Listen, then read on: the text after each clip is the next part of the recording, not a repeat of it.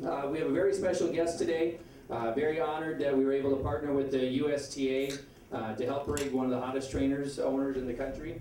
2015 Horse of the Year was Wiglet Jiglet, and this is the man behind the action. So he's going to give us a little talk today. He's going to speak again tonight. So without further ado, Mr. George Teague Jr.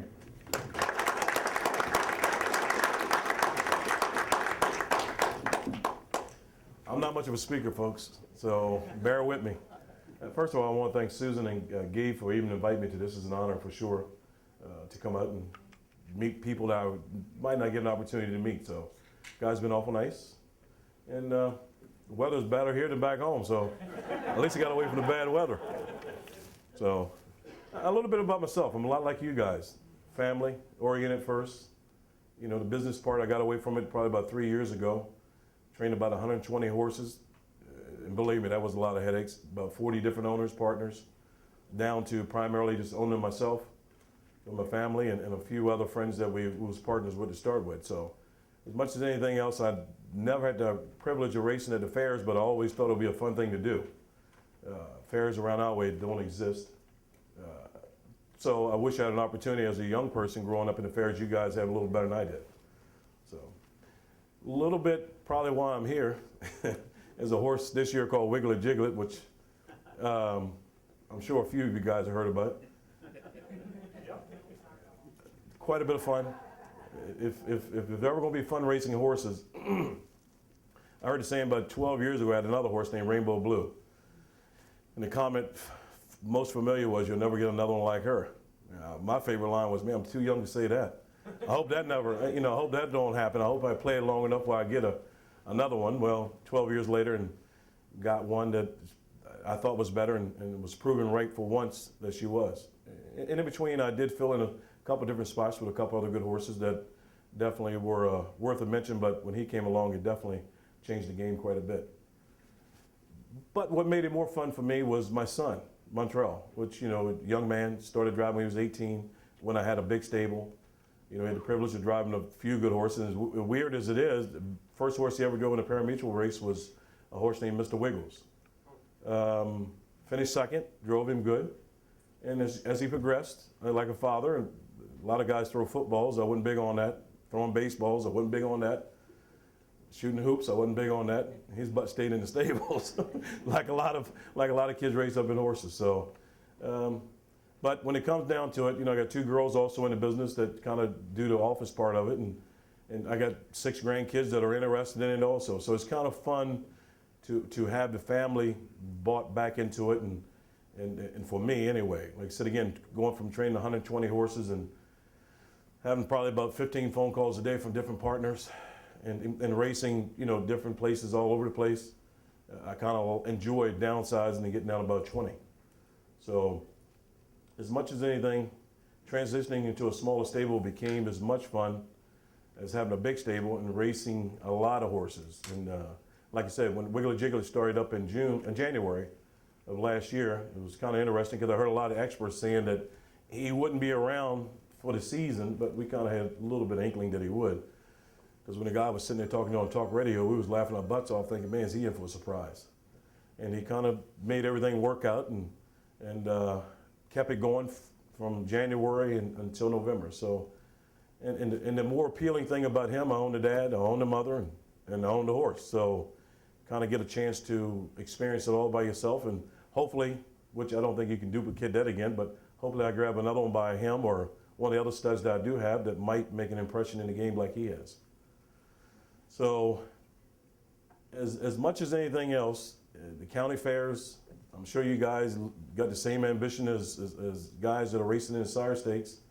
But when you sit there and you buy horses and thinking that you might have one, mine came from absolutely nowhere. The stud made $1.2 million. It was a good horse, sire stakes winner, But you don't hear about that too much, where a horse coming from absolutely out of a backyard in the state of Delaware that actually comes up to be horse of the year. You're competing against Hanover Shoe Farms, Winbacks. And but horses can come absolutely from anywhere. He's proof of it. So I'm hoping I can do it again. I don't know how many times I can say that, because like I said again, 12 years ago, Rainbow Blue come, in my opinion, she was the greatest mare to ever race. Then I come across this guy that's definitely one of the best horses in recent years. My opinion, he's the best, but I'm a little biased on both of them guys. To have him do what he does has definitely been a blast of a year. And I hope he can just roll it over into more than a year, which I'm hoping that maybe, you know, everybody thinks that they got to fold again. I'm not going as far as racing 12 years old, but if he can get 4 or 5 years out of racing, and I don't see why not, unless, you know, injuries happen any time, but if he structurally stays sound, you know, I can have a little bit more fun in the years to come, and maybe, you know, have a little bit for my generation of grandkids to experience some of the fun that racing does provide. So, like I said, I'm not very much on speaking. Talk pretty fast, say a lot when I'm talking, but I'm more of a question and answer guy. So, You just said that you train, right now you're training around 20? Now, no, 40 now, but back down to about 20. okay, I was gonna say, because I noticed from the sales catalog. Yeah, I messed that up. That's your son?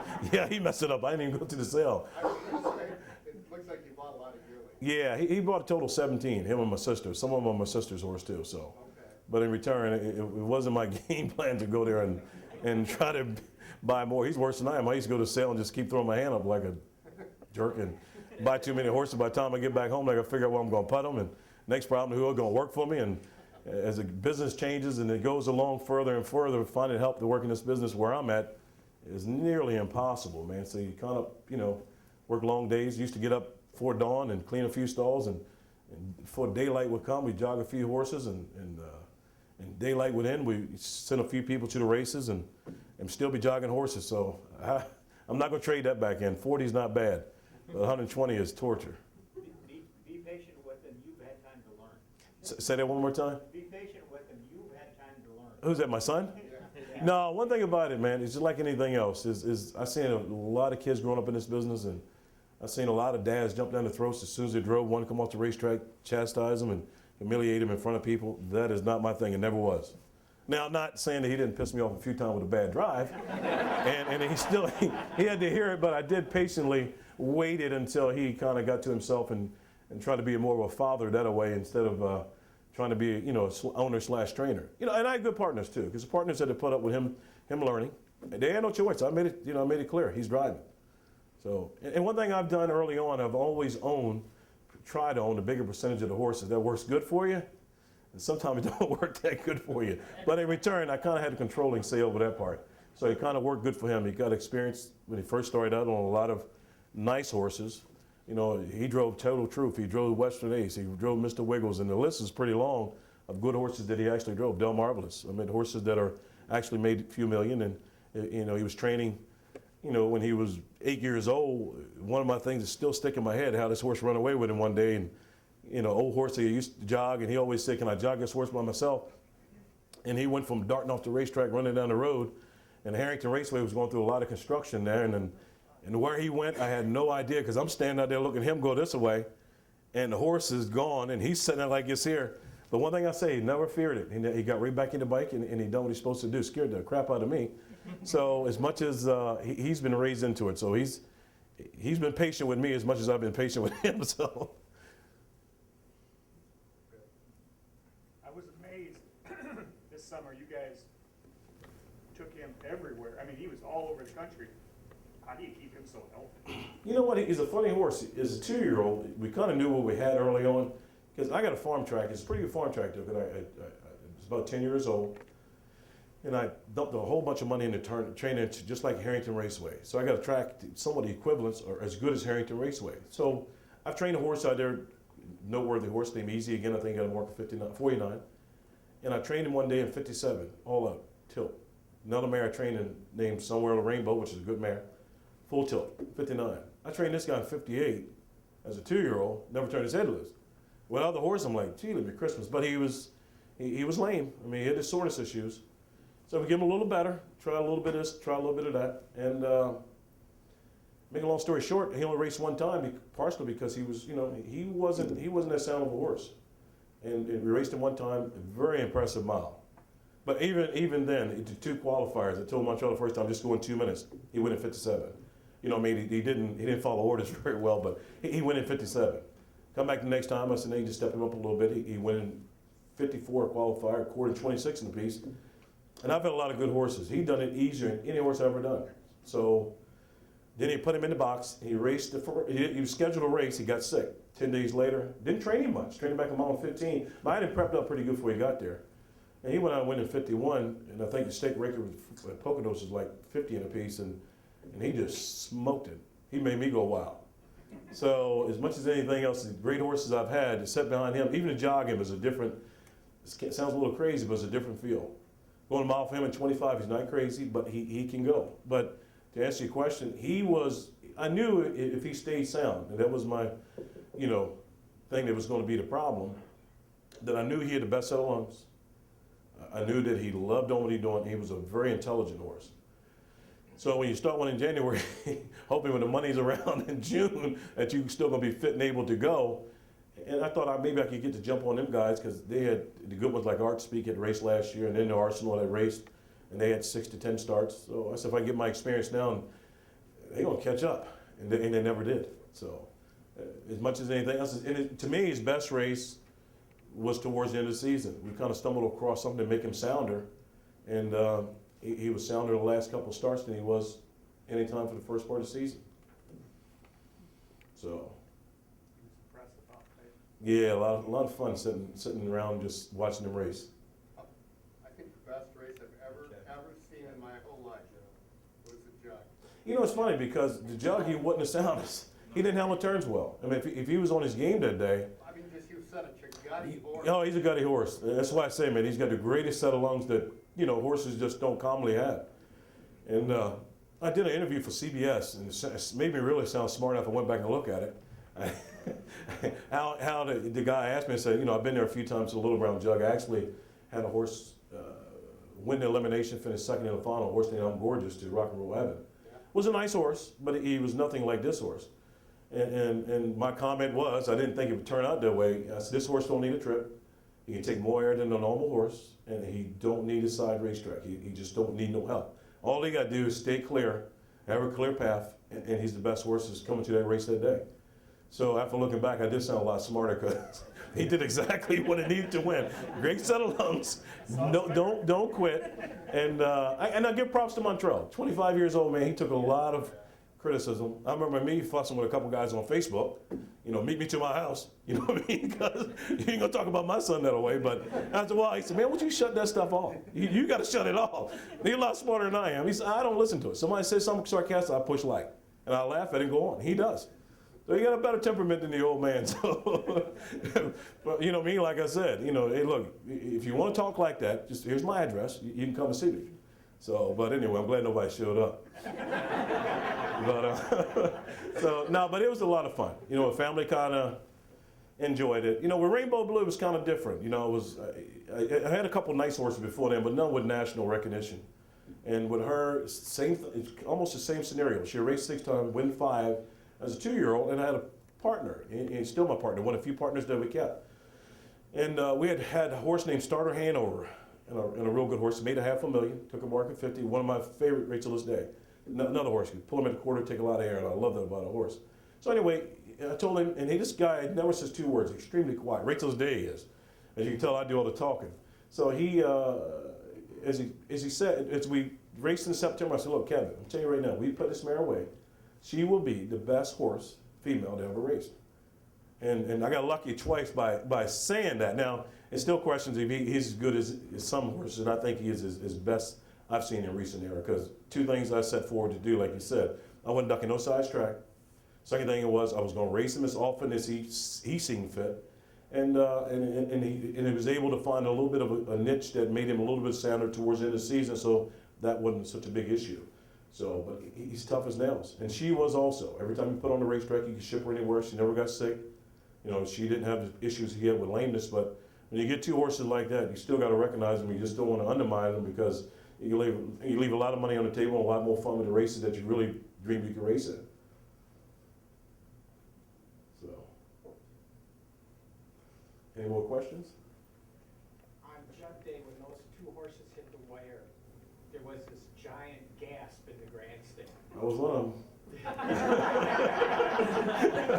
And then you heard like the scuttlebutt, everybody trying to figure out who won. What was the conversation like with the connections to Wiggle and Jiglet as to how they felt? You know what's funny? Because when that horse raced, man, I almost had a heart attack the first few times. I've raced all my life. I never got as nervous as racing a horse. I guess my anticipation, I actually had some health issues behind him. Because I went to the Meadowlands the first time he raced, and everybody's saying, why is he bringing his 3-year-old up here against these age horses? But stake payments was coming up. I was going to dump a lot of my own money into it, and I was strapped. So I better figure out the best way to do this, but I want to see what I actually had to make sure. So I didn't want to race against 3-year-olds. There was a non-winners of 1 or 2. I wanted to race against somebody. So he went out, come first over. He went in 49-4. The snow was on the ground. I'm like, well, that kind of sets it. Well, I had a little issue after that, man. I couldn't talk. You know what I mean? I actually had a mini stroke. So anyway, wound up in the hospital the next day. So they put me on new medication, which thank God they did. And his season actually went a little smoother, but I got one habit. I go by myself and I watch a race by myself. So I ain't got her, you know, like sitting in a room full of people watching a football game, and you get your favorite team on and everybody's diagnosing every play and every move somebody makes. So my thing was I watch him race by myself. So Clyde and Big Mike, they stand in their spot. George goes up somewhere and sits in the grandstand. So most of and even when he races, you know, I don't even go down to the paddock because I don't want to change nothing. I don't want to put pressure on Clyde and Montreal because I'll start thinking too what I don't normally tell him how to drive, you know, and I'll start thinking he's like, yeah, I got this, you know, but you ain't told me yet. I ain't screwed up, so leave it up to me. So he told me that a couple of times. So the best way I leave that alone, I just hide up the grandstand by myself. So. And we even heard people sitting around us blaming Montreal. Oh, the kid got the horse beat. It was the talk. I thought it was a great move, great drive. You know, a lot of guys wouldn't have pulled that early, but he knows the horse. And not only that, if you see the photo, Montreal's right hand, I said, how many times you ever drove a left hand? He said, I don't remember switching the whip. He said it was hard to steer. He don't even remember putting the whip in the left hand and goosing. He never popped the earplugs. That's what I heard. Yeah, and the horse is full of pace, but he just couldn't steer as well as he'd been steering. You know, he raced up at Harrington, and Harrington is 5 to 10 minutes away from where I'm at. That's why I trained all my life until I bought a farm about 10 years ago. And I still got horses there now, but in return, you know, that is home for me. That is much fun. And he went around that track in 149. It was as fun as any day I raced anywhere with him, any race. That was to me my job. So as much as it was an $11,000 purse, it was important to me as much as that $700,000 race he won the Meadowlands Stakes. So, you know, like I said again, I reminisce a lot of races he raced. I thought the best race I ever seen him go was actually in the Battle of Brandywine when he come first over against Artspeed. Montreal didn't lead the gate. He wasn't scooting out the gate like he usually does. He patiently pulled in front of the grandstand, sat there, and when he pushed the throttle at the 3/4 pole, he opened up 3 before the other ones had a clue. So as much as anything else, that horse can take more air. Contrary to what people want to blame Montreal, you know, I mean, he handles the horse as well as anybody else handles one. Greatness comes with opportunity. I knew that well early on. You know, if I never got an opportunity, I wouldn't be sitting here. So, you know, like I said, a friend that I got 20 years ago, we invested a little bit. We had a little bit of luck, and we kept investing, and we wound up getting Rainbow Blue. And a funny story behind her, Kevin and I have been partners for years. Went to the sale, and another gentleman has spoke, obligated himself to buy her. 3 weeks go by, he don't buy her. Kind of find out his wife said that her ears was too big. And she was mad at me and wouldn't speak to me for a year after it turned out to be her. So, but that guy, like I said again, Kevin Fry, man, he wound up with starter Hanover first. He wound up with another horse that was a good horse, didn't race much, a Dixie Lag. He wound up with Rainbow Blue. He wound up with Southwind Lynx. And he was just as a great a friend today as we were the days when we had absolutely not a horse. We started with $1,000 claimers. You know what I mean? So you build relationships like that there, it means more to me than the guys that's from New York City making phone calls pretending. So. Sir, if memory serves me right, you were the trainer for George Foreman and you had horses with him, is that right? Yes, George went to the sale and he bought 5 of them and he wound up taking them back down to Texas. One dumped him and he wound up bringing them back to Delaware. Are there any funny stories about having, a world champion boxer? You know, he's a great guy. He just didn't know nothing about racing. Absolutely nothing. He didn't know that one guy could drive in a trotting race or a pacing race. He was interested, but first of all, he went to the sale and he bought five horses. He had originally went to Ohio sale.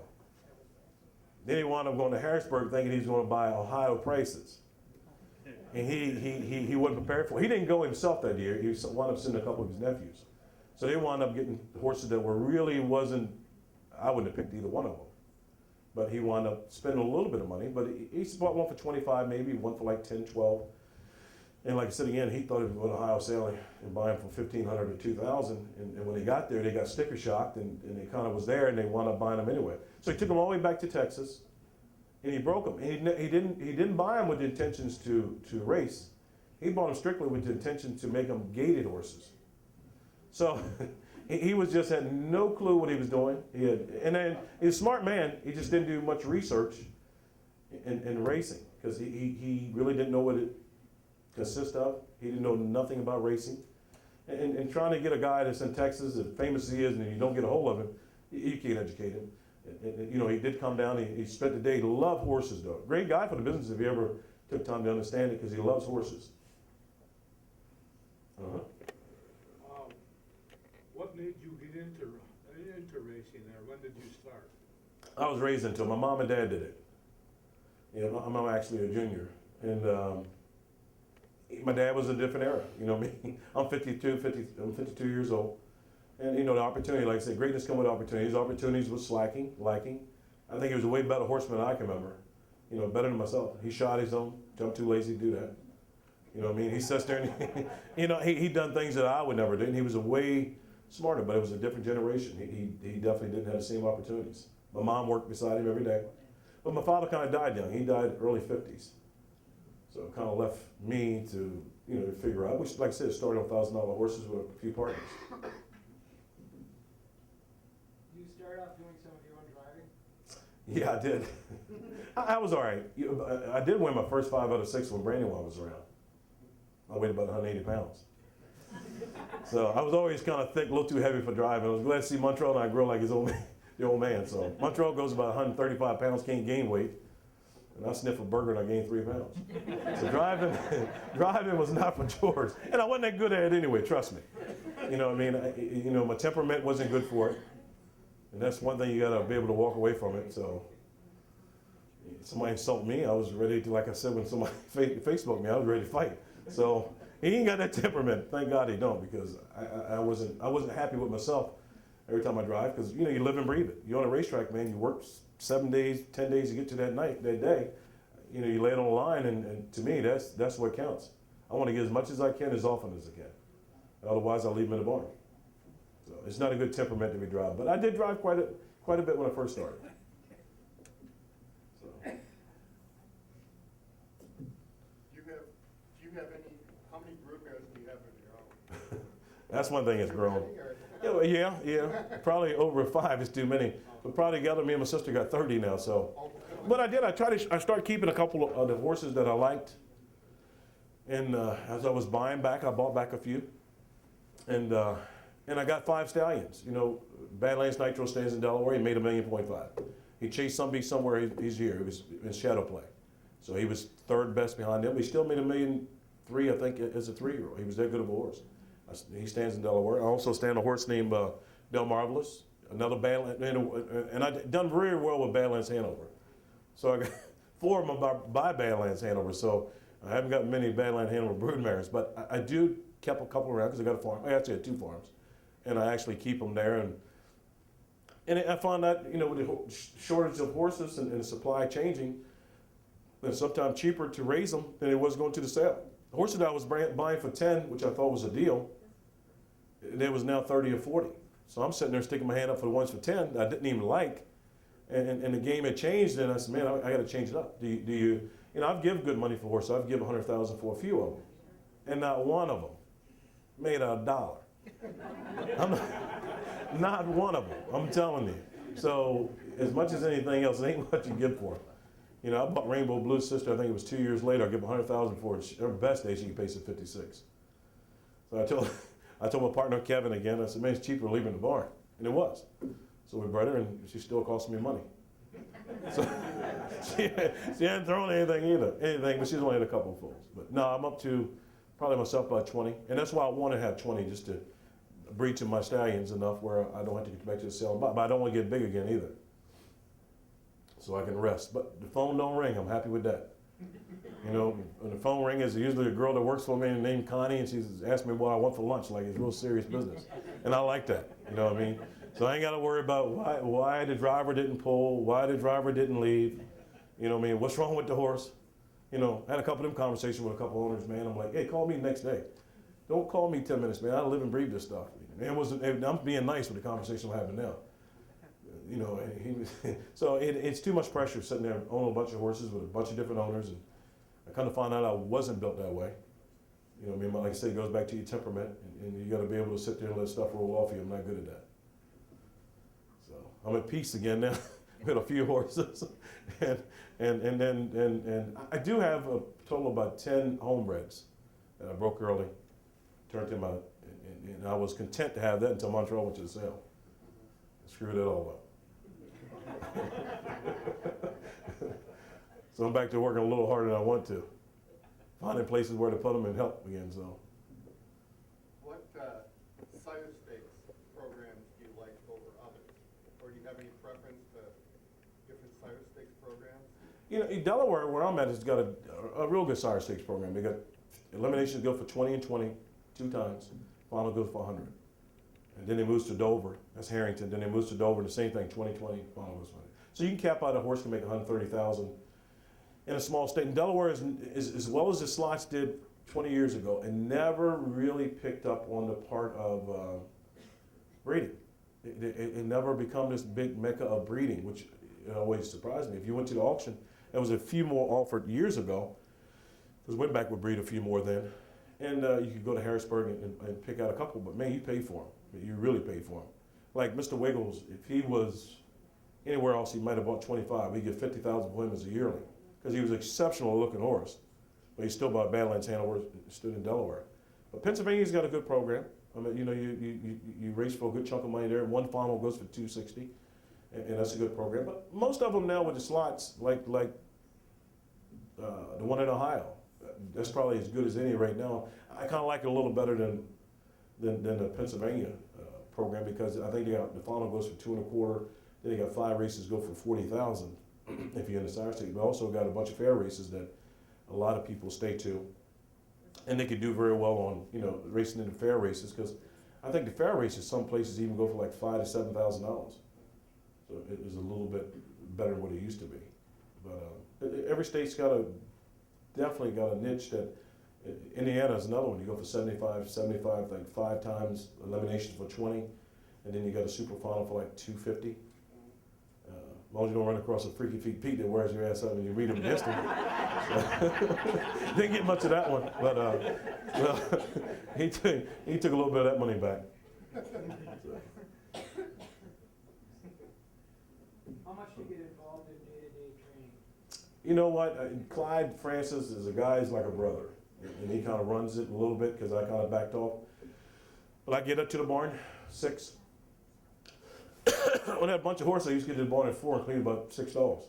Even if I had 30 people working for me, I did my part. That was my philosophy. But never actually do something I wouldn't do myself.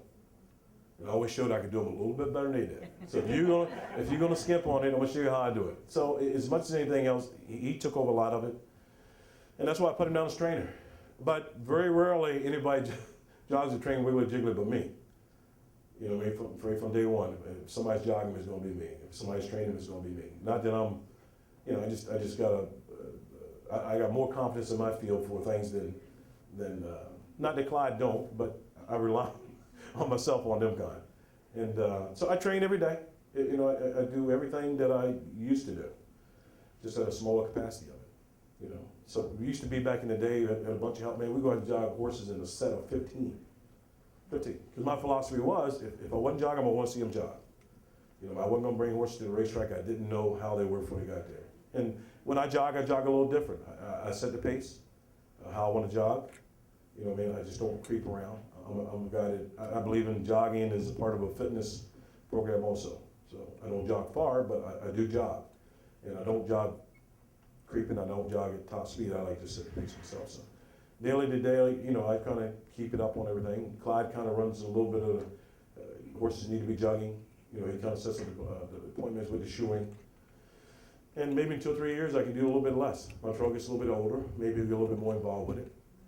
He stays pretty busy. I wouldn't want to, you know, call one to sit there and work day and night driving at the racetrack and show him back up. And he does, though. You know, he gets up at 7. He comes to the barn. He works at about noon. He likes that, though. He likes breaking the babies. He likes, you know, messing with horses. And so he loves the business. So it's kind of easy for him to do. But in return, you work all morning long, and then you show up to the races and hang out at the racetrack for 4 hours. Before you know, you'll get burned out. So try to keep him to a spot where he just don't want to do everything. And he does spend a little bit of time in the gym, because everybody knows you get behind a lot of them, man. They pull, you know, Montreal ain't very big. And so, but he is kind of strappy, so he handles himself pretty good now. But that was his number one fear when he got into it.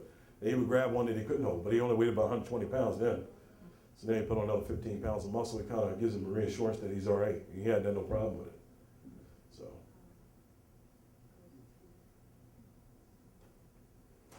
Huh? Your decision to gallop, was that just automatic, or was there a reason? No, it's called a bad decision. bad.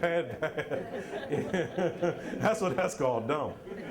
The horse was a little bit wiry, but you know, first year I did homebreds, first year. And I went through and cut all of them. I think we had 10 of them, every last one of them, in between me and my sister. And I never done it before.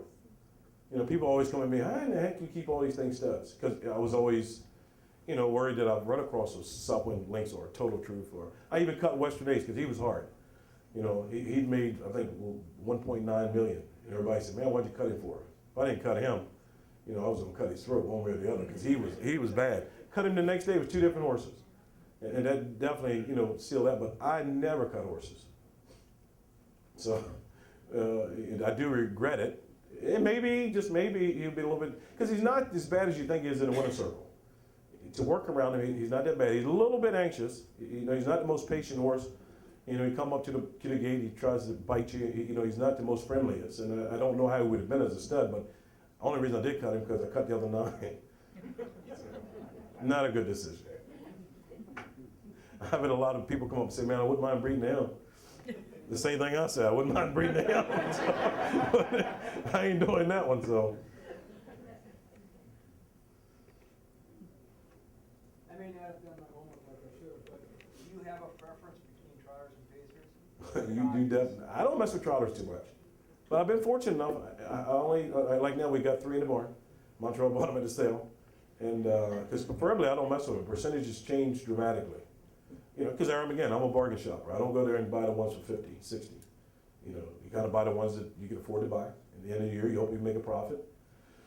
But in return, I was able to win a Breeders' Crown with a trotting mare, and I was able to win a Hamiltonian Oaks with a trotting filly. But I prefer not to mess with them. If they're going to answer your question, I very rarely do it. My sister, she loves them. I might go to the sale, and I'm guaranteed as many sales I went to, I probably ain't bought one up to this year in the last 5 years, trotters.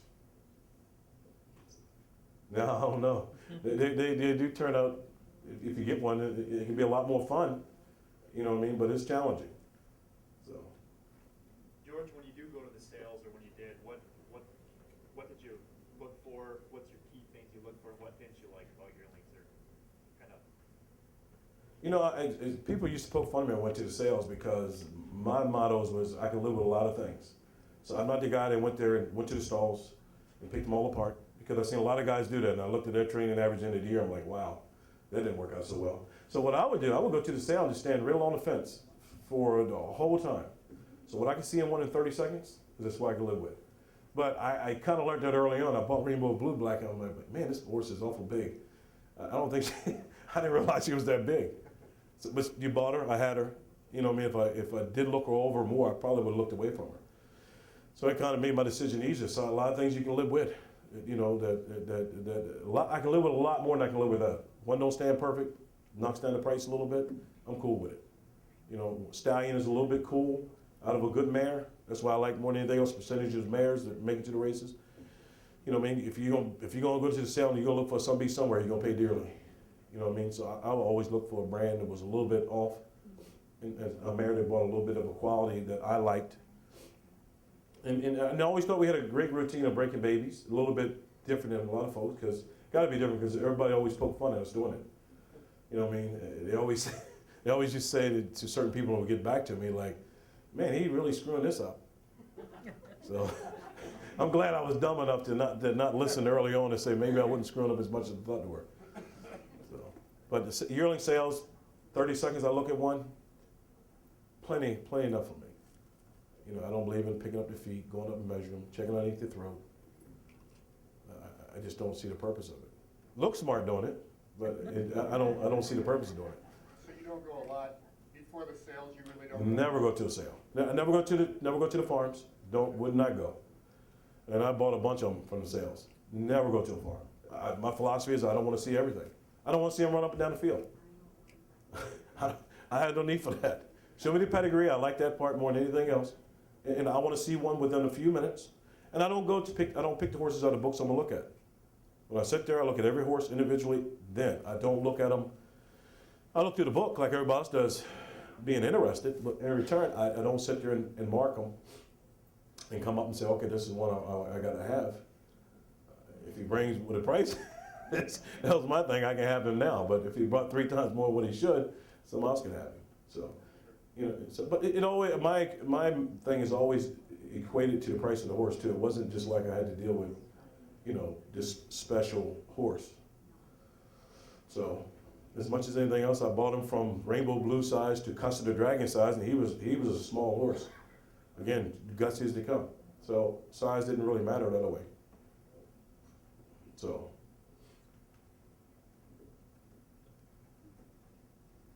Like on your 2-year-olds that you're training now, what do you jog them, like 4 miles, 4 miles? You know what? I'm a stickler about one thing. I never go with 3 miles, period. None of them. I don't jog 4 miles. I don't jog 5 miles. I don't care if it's wiggle or jiggle it. You only go 3. It's always, I found that was enough for me. All of us start out when you jog them, man, back 50 years ago, everybody jogged 5 miles. Yeah, everybody did. But I never knew the reason why. Because that was the way it was done. You know what I mean? Everybody, you know, you used to cool them up with 3 blankets on when it was 100 degrees, because it was the way it was done. So as much as anything else, I never go with 3 miles. But I do jog them. I don't creep around. You know, I think jogging is a part of fitness. And I don't believe in just sitting there and just walking around the racetrack. And I don't believe in driving them crazy with speed. But when I jog one, I usually jog in sets. Right now, I don't care the horse I got, I do jog them in sets. And I try to stop the boredom. I want them to learn something every day. I want them to get some kind of fitness out of it. I want them to mentally stay inside their head. You know what I mean? They're here to compete and control the speed. So as much as anything else, they train in sets and they jog in sets. But I'm fortunate. I always have, you know, plenty of people around that we can jog, we can train. And it's never short-handed if people want to ride, that's for sure. You know, people like to ride. Put a pitchfork in their hand, they're going to be around the barn long. But riders is something that you can easily find. When you ride the 3 miles, how fast? You say you put a stopwatch, do you know how fast you're? No, I got no idea how fast I'm going. But I do jog at like I said again, I don't jog at a real brisk pace, but I jog them. I don't. You know, I guess 4 minute mile, faster than that? Probably a little quicker than a 4 minute mile. Yeah. When I start training, I do it differently. I go quarters. You know what I mean? I jog in the right way, never turn them. And I'll sprint them a quarter first. Give a couple sprints like that there, then I'll sprint them a half. And usually when I sprint them like that, we'll go in sets of 4 or 5. And we'll just leave them abreast around the racetrack and just teach them how to keep covering the horse. I hate a horseman that don't pass a horse. So from day one, I want one to learn how to pass. And instinctively, they learn that right from day one. So I do believe in that part.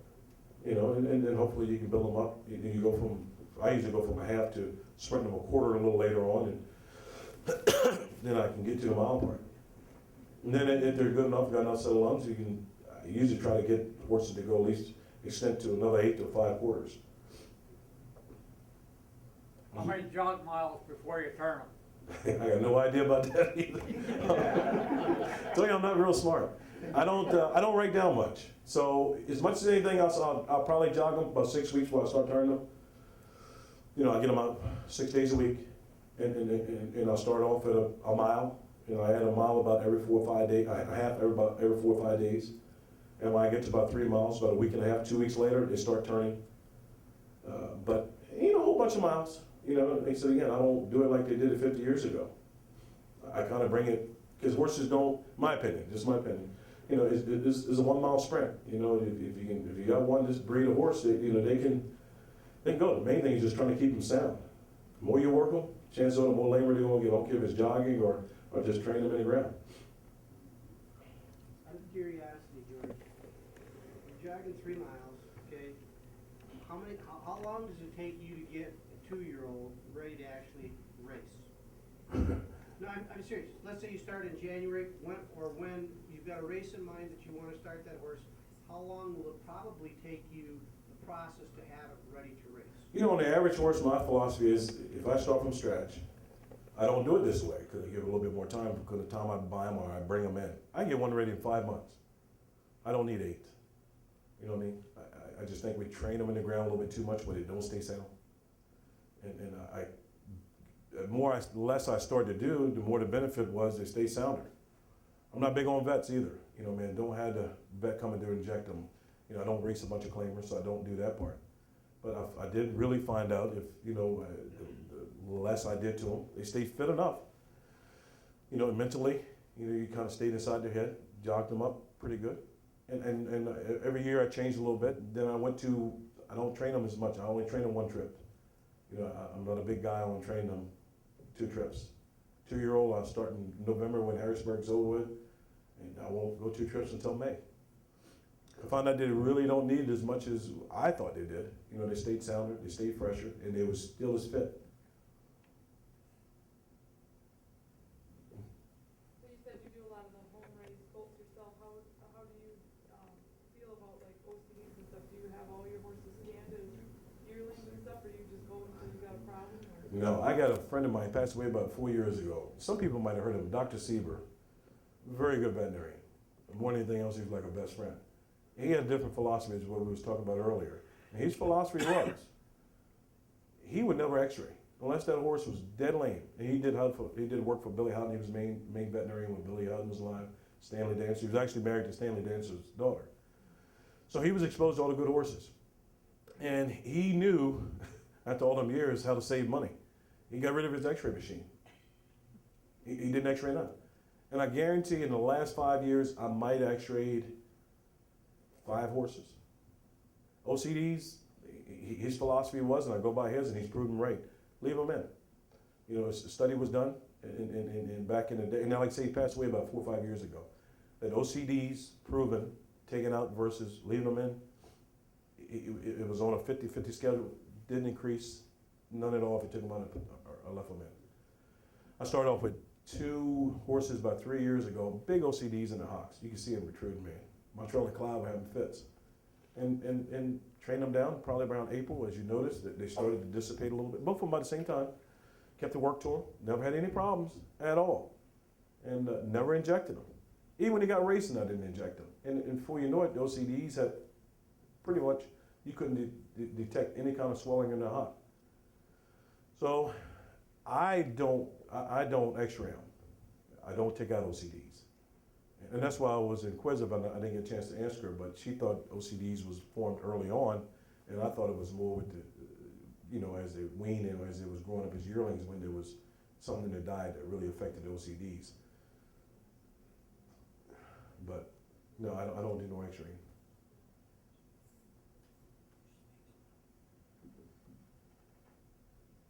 Anybody else? You just mentioned about, the feeding aspect of it. Mhm. What kind of feeding program are you on? Especially when you're shipping around, you worry about the hay quality when you're shipping here and there? We usually ship our own hay, but I do believe in graining them 3 times a day, letting them stomach empty, as much as they can, just trying to feed to them, steady movement through them. They say the gut kind of eliminates itself every 6 to 8 hours. So I kind of take that philosophy. I try to get as much nutrition out of the grain more than hay. So I feed a little bit of supplements, not overboard with it, but I do believe in the salt minerals and stuff like that. But I feed Southern States products, and been feeding the same feed about 25 years. And one of the most favorite quotes were, people always, and I don't know why, they always thought our horses on steroids. So if I told you what I pay for a bag of grain, they stopped making the feed that I feed, probably about Southern States did it. It's kind of a special blend, and it didn't have no pellets in it, and they continue to make it. And I think I give like $9 a bag for a 50-pound bag. So Wiggler Jiggler eat, same thing Rainbow Blue eat. And everybody goes and says, what are you feeding them? And I feed, they don't want to hear it, they don't want to believe it. You know, I feed a little bit of supplements. You know, most of your grains, I found out you got enough vitamins in it, you know, enough balance into it, as long as it's a good company grain you're feeding. And you don't need to start doing a whole bunch of additives. So I don't, you know, nothing against Farina. You know, brown out weighs like $19 a bag. So I'm saving $10 a bag. and it works good for me. And my colts, I mean, they grow up pretty well. I'm impressed when I see them. I'm like, man, you know, Tommy raises them, and he grains them. I mean, he does take the grain to them, and I don't measure it. They eat until they get full, and when they start leaving feed, he might change it up a little bit then and back off. But other than that, he grains them. So, but it's no special, no really high price feed. But it was, you know, I got a couple arguments with guys that swear they had horses on steroids because they look good. And then when I tell them what I fed, and I don't give steroids. Now, back in the day when you was able to use, you know, equipoise and testosterone, yeah, but everybody did. It wasn't mine just saying, well, but I just don't put a big emphasis on that. I just run across that feed 25 years ago. I keep the same feed, and I only switch that over when they start racing. You know what I mean? Because it's got no pellets in it. But other than that, I just feed the common blend. It's called Reliance from Southern States. But I do believe in feeding 3 times a day. You know, if we feed at 1 o'clock lunch, somebody's gonna come in at around 8 to 10. You know what I mean? And 2 things that happens. You know, I like to keep an eye on the horses, make sure they ain't out of anything, make sure nobody's casted, make sure nobody's got a bellyache. It's like all of us, you know, you catch a few in the middle of the night that nobody's around for 12 to 15 hours, it kind of breaks that part of it up. And been lucky that way, but I do believe in keeping the gut moving, good balanced diet, decent quality hay, and been lucky that way. So. Mm-hmm. I got one more. Let's talk about feet for a moment. Mm-hmm. Do you pack your horse's feet quite a bit, or do you pull with them ever, or aren't you a big believer in that? I like to be done a lot more than it is. The helper ain't very big on it. Oh. I can set out the packing, man. If you're not looking behind them, they're not packing feet. And so to answer your question, I would like for them to be done a little bit more, but no, I'm not big on that either. I always found that less was a lot better, man. I'm telling you, my horses don't wear bandages. Only a few of them. You know what I mean? It's just the more you do it, I found out. You know, cosmetically they look well, but you more or less you're just working the groom for absolutely nothing. Yeah. Wiggler Jiggler would have 4 bands on if Mike didn't like doing it. He does it to himself, and I don't even like the idea of putting them on him, but because you know his legs are perfect. He's kind of accident prone. I mean, you know, a couple of things happen early on, man. They don't normally happen to horses, and so you leave him in the stall, and he can find a stretch. He almost hung himself there one day. We left the halter on for 10 minutes. One day he got hooked up in a harness hook, and just things that don't happen to normal horses. So with him, he kind of gets a little bit more, he gets a padded stall, you know what I mean? So it's kind of a little bit of a different thing. Crossed eyes, not left in, you know what I mean? Just a little bit more paying attention to him. But in return, I'm not big on packing. I don't even think Mike packs his feet, come to think of it. How many horses do you have per groom in your state? You know, we kind of work together. And on the average, it'll work out, depending on where I'm at with horses. Like Tommy, he's definitely a godsend, really. You know, he gets up in the morning, he feeds the other farm, which is probably about 25, 30 horses on it, oversees them in the dark, comes to the other barn, he'll feed the whole farm, there's a bunch of horses, he feeds all them, then he'll come in and start doing the barn. But now I got horses out to Harrington, so everybody else goes out to Harrington first. So he maintains and keeps everything going until we get there. And so he does all that, and then he gets done with that, and if he ain't going to the races from a sister, he's going back and doing that. So we kind of work in together. You know, like I said, when I had a bunch of horses, the average groom took care of about 6. Because we got riders. I mean, you know, some guys don't ride at all, but and some of the other guys that are groomed, they're riding. So, But it's a lot easier when you don't add in a lot of things that really don't count for much. So you can get away with doing a lot more. Uh-huh. How old was your son when you started training or jogging your horses? He sat on the cart when he was 4 or 5 years old. And when he actually, that's why I said he ran away when he was 8 years old. And I'm saying he probably started training with by himself by 12. You're getting close, ain't you? How old are you now? Oh, okay, you good. You good. Want a job, you can come down my way. You're able to jog where I'm coming from.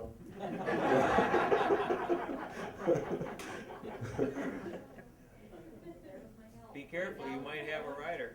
Yeah. Took your help. My help, yeah. Compete with Wiggle and Jiggle. I know, I He might have to work a little hard to get that mount. Have to knock off the old man to get that one. You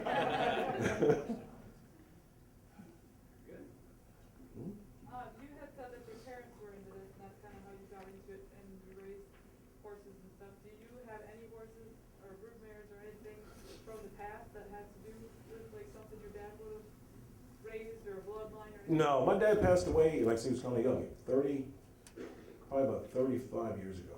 No, not that long, probably about 30-some years ago. My mom passed away 25 because Montreal wasn't born yet. So I don't know how much longer I got. They didn't live very long, so. but not they. Yeah. So, but no, they're kind of definitely forever gone. So I did name one this year because my father had one years ago. One of my favorites, little chestnut horse, when I was a kid. His name was GWT. So I renamed one this year, GWT. So my initials is his. Tommy Kugel, I can't take no credit for it. Tommy's been working for me probably about 10 years. And I'm sorry? You know what? It was a song. And Tommy's more musical than I am by far. And he kind of come up with it. But you can do a lot with that name, Wiggle It, Jiggle It, with Mr. Wiggles. So, you know what I mean? You come up with a few tricky names, but he definitely come up with a good one. It just so happened he was a good horse. So, You got the white pole, the white Fuzzies. fuzzies on. Bling.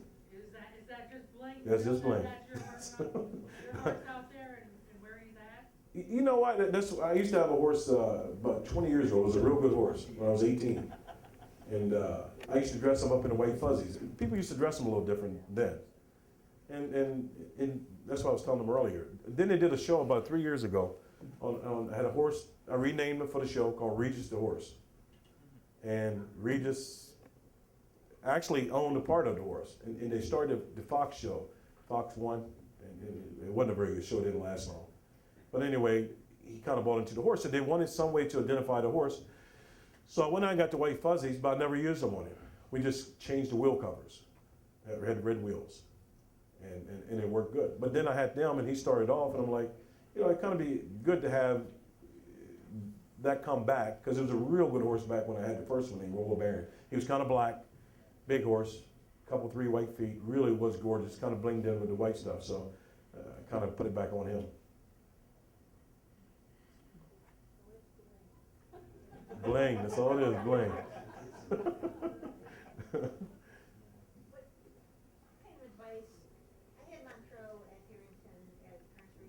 Mm-hmm. Just a little guy. And he grew up in the business. What kind of advice would you have for somebody who, like a Teague, Right. wants to get into this? Hey, look, if you love it, you got to get into it. And really, you got to be dedicated to it. And as much as anything else, I'm sure everybody in this room is, or otherwise you wouldn't be doing it, you know, at the county fairs as much. So take a kind of passion. And one thing I did do early on was invest to myself. You know what I mean? Not a young kid is hard to do, but ownership kind of gives you a different feel. You know what I mean? And I started owning them early on, and it kind of kept me into it. Training horses is a tough way to make a living. You know what I mean? If you sit there and you make $10, $15 a day profit on training horses for other people, a lot of times you're going to be in more trouble than you're going to be out of. So that's one thing I knew early on that I had to own. You know, hey, look, somebody wants to pull a horse, no problem. You got to buy me out first. That was a good thing. I always said one thing when I had Rainbow Blue. if anybody else, if I didn't have her, first thing they would do was blame it on the driver. Second thing they would do was blame it on whoever was training her. So when I started training her, she got all the credit because they would never give me credit for training her. So she got all the credit. She was a great horse because she was a great horse. Ronnie Pierce drove her, and it kind of resonates with what I thought. So a little bit of the thought process was, the only way you're gonna make a change in it, man, is change it for yourself, because I always worried about having a horse like that there. And I've seen horses back in the days, man, they would all would get moved to Brett Pelling. I don't care who was training them. I don't care how good they were. There's only one guy that could manage them, and that was Brett Pelling. You know, you sit there and you train a horse all winter long, and you're making $10 a day, and all of a sudden, you know, all that stuff was worth nothing because it's a good horse, and you get absolutely nothing for it.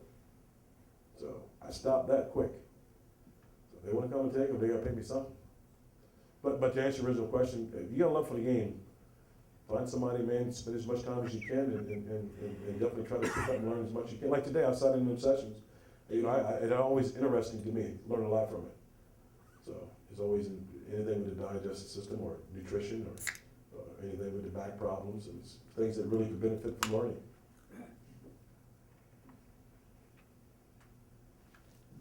Mm-hmm.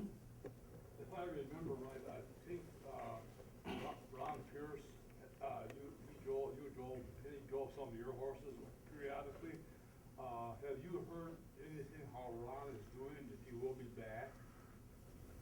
What I heard is not positive. I mean, I don't think he will be back, because I talked to him when I was in the Poconos, and he said certain positions he's fine, other positions he thinks he's getting better, and all of a sudden he turned a certain way, and his short pain is unbearable. And they told him if he ever goes down again, that he would definitely possibly wind up in a wheelchair. So that's kind of a nasty statement to be making if you want to gamble on that one. So I'm not saying he's not going to be, but it's highly unlikely that he will.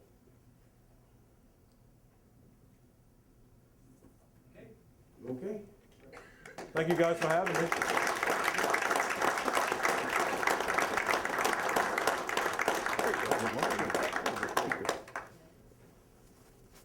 Big thanks to George. He'll be with us this evening, and we'll say a few remarks at dinner.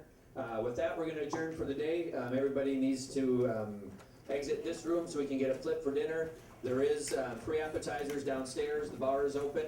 And don't forget to stop in the auction room.